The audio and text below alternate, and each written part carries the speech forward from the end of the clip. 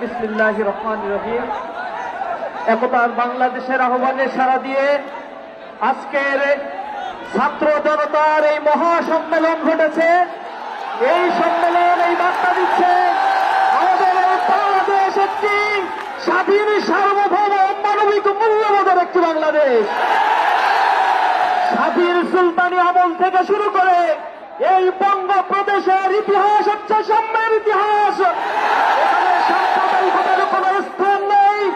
এখানে যারাই এ সকল পুঁজি করে মানুষের মাঝে বিবাদ সৃষ্টি করেছে তাদের একমাত্র উদ্দেশ্য হচ্ছে এ দেশের অগ্রগতিকে থামিয়ে দিয়ে এক নির্লজ্জ পলায়ন করা। গত 5 আগস্ট আপনারা দেখেছেন নতুন এক বাংলাদেশের যুদ্ধ আয়োজিত হয়েছে। 15 বছর অত্যাচার, নির্যাতন, গুম, খুন, হত্যা, ধর্ষণ, লুটেরাদের মাধ্যমে এই বাংলাদেশে পার্বত্য ক্ষতি হয়েছে এই ফ্যাসিবাদ সরকার। স্বৈরাচারের প্রেতাত্মারা বাংলাদেশ থেকে বিদায় নিয়েছে ঠিকই, কিন্তু এ দেশকে অকার্যকর করার জন্য নতুন চক্রান্তে তারা মেতে উঠেছে। বিস্তার ভেঙে দেওয়ার জন্য এই বাংলার মুক্তিকামী মানুষেরা এখনো রাজপথে রয়েছে, থাকবে। আমরা যুক্তভাবে বলে দিতে চাই, প্রিয় বাংলাদেশ, এ বাংলাদেশে সংখ্যালঘু বলে একটি শব্দ উচ্চারণ করা হয়। এদেশের সংখ্যালঘু বলতে কোনো শব্দ নেই।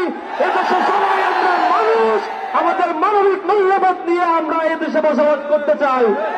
একতার বাংলাদেশে আজকে যারা এখানে উপস্থিত হয়েছে, গণ্যমান্য ব্যক্তিগণ, বিভিন্ন সম্প্রদায়ের লোকেরা, তারা আজকে যে বার্তা এখান থেকে ছড়িয়ে দিয়েছে, আমরা আশা করি আমরা এ দেশকে নতুন উদ্যমে, তারুণ্যের উচ্ছলতায় আমরা এই দেশকে গড়ে তুলতে চাই।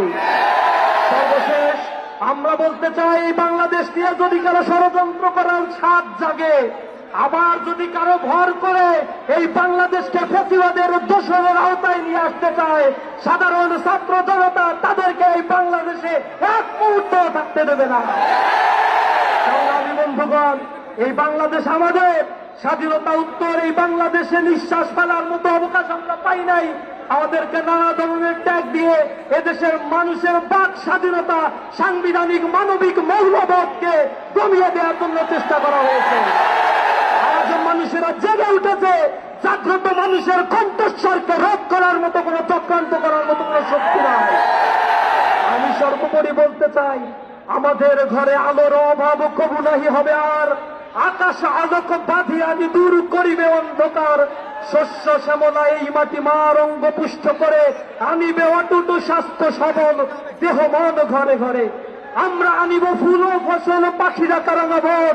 জগৎ করিব মধুময়, প্রাণে প্রাণে প্রীতিডোর। আমরা প্রতিটি প্রাণের বন্ধনে এই স্বাধীন সার্বভৌম দেশকে গঠন করব। আমরা অতন্দ্রী প্রহরী হয়ে বাংলাদেশের প্রতি ইঞ্চি মাটিকে আমরা রক্ষা করবো ইনশাআল্লাহ। উপস্থিত হয়েছেন সকলকে অসংখ্য ধন্যবাদ জানিয়ে আমার কথা শেষ করছি। আসসালামু আলাইকুম ওয়া রাহমাতুল্লাহ।